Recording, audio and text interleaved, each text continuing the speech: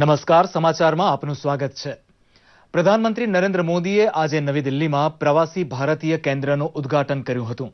આ પ્રસંગે કેન્દ્રીય વિદેશ મંત્રી સુષ્મા સ્વરાજ પણ ઉપસ્થિત રહ્યા હતા। આ સમારોહમાં પ્રધાનમંત્રીએ પ્રવાસી ભારતીય પુરસ્કાર પણ એનાયત કર્યા હતા।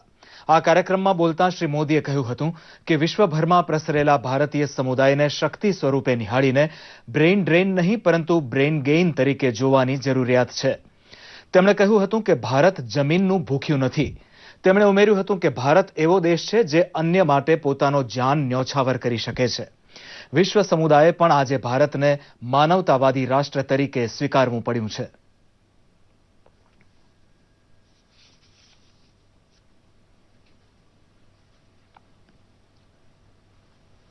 અહિંસાના પૂજારી એવા રાષ્ટ્રપિતા મહાત્મા ગાંધીની આજે 148મી જન્મ જયંતિ છે। સમગ્ર દેશ ગાંધી બાપુને યાદ કરી રહ્યો છે ત્યારે દિલ્હી ખાતે ગાંધીજીના સમાધિ સ્થળ રાજઘાટ ખાતે રાષ્ટ્રપતિ ડોક્ટર પ્રણવ મુખર્જી, ઉપરાષ્ટ્રપતિ ડોક્ટર હામિદ અંસારી અને પ્રધાનમંત્રી શ્રી નરેન્દ્ર મોદીએ મહાત્મા ગાંધીને પુષ્પાંજલિ અર્પી હતી। રાજઘાટ ખાતે પ્રાર્થના સભા પણ યોજાઈ હતી। જ્યારે સંસદના કેન્દ્રીય કક્ષમાં પ્રધાનમંત્રી નરેન્દ્ર મોદી, કેન્દ્રીય મંત્રી મુખ્તાર અબ્બાસ નકવી તથા ભાજપના વરિષ્ઠ નેતા લાલકૃષ્ણ અડવાણી સહિતના નેતાઓએ મહાત્મા ગાંધીની તસવીરને પુષ્પો ચડાવી શ્રદ્ધાંજલિ આપી હતી। જ્યારે બાપુના જન્મસ્થળ પોરબંદરમાં મુખ્યમંત્રી વિજય રૂપાણી અને કેન્દ્રીય મંત્રી નરેન્દ્રસિંહ તોમરની ઉપસ્થિતિમાં પ્રાર્થના સભા યોજાઈ હતી। આ પ્રસંગે પોરબંદરના માણેક ચોકથી સુદામા ચોક સુધી સફાઈ પણ કરવામાં આવી હતી। અમદાવાદમાં સાબરમતી આશ્રમ ખાતે પણ પ્રાર્થના સભા યોજાઈ હતી। સાબરમતી આશ્રમમાં રાજ્યપાલ ઓપી કોહલીની ઉપસ્થિતિમાં પ્રાર્થના સભા યોજાઈ હતી। શાળા કોલેજના વિદ્યાર્થીઓએ પણ ઉપસ્થિત રહીને બાપુને શ્રદ્ધાંજલિ અર્પી હતી। જય જવાન જય કિસાનનું સૂત્ર આપનારા ભારતના બીજા પ્રધાનમંત્રી લાલ બહાદુર શાસ્ત્રીનો આજે જન્મદિવસ છે। દેશભક્તિ અને પ્રામાણિકતાના પ્રતીક સમા શાસ્ત્રીજીનો જન્મ 2 ઓક્ટોબરે ઉત્તર પ્રદેશના મુગલસરાયમાં થયો હતો। શાસ્ત્રીજીએ પોતાના વિચારો અને સાદગીથી દેશવાસીઓના મનમાં ઊંડી છાપ છોડી હતી। 1966માં તેમને મરણોપરાંત ભારત રત્નથી સન્માનિત કરાયા હતા।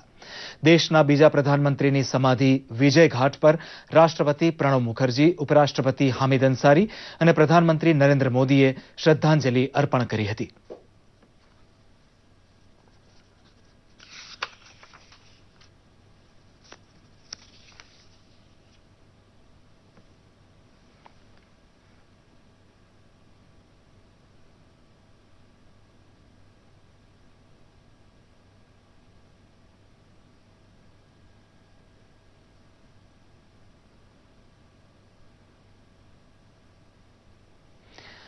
કેન્દ્રીય માહિતી અને પ્રસારણ મંત્રી વેંકૈયા નાયડુએ સ્વચ્છ ભારત અભિયાન અંતર્ગત સ્વચ્છતા રેલીને લીલી ઝંડી આપી હતી।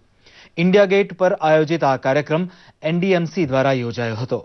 રેલીને લીલી ઝંડી આપતા તેમણે ગાંધીજીના સત્યાગ્રહ આંદોલનને પ્રધાનમંત્રી મોદીના સ્વચ્છતા અભિયાન સાથે સરખાવ્યું હતું।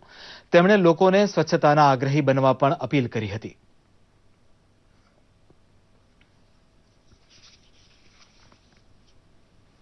કેન્દ્રીય માહિતી અને પ્રસારણ મંત્રી વેંકૈયા નાયડુએ સ્વચ્છતા અભિયાન અંતર્ગત એક ટપાલ ટિકિટ પણ પ્રસિદ્ધ કરી હતી।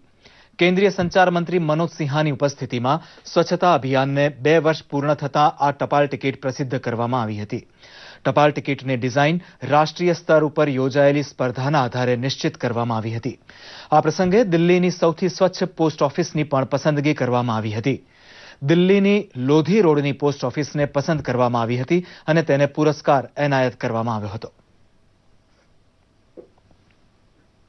આ સાથે આ બુલેટિન અહીં સમાપ્ત કરીએ છીએ। નમસ્કાર।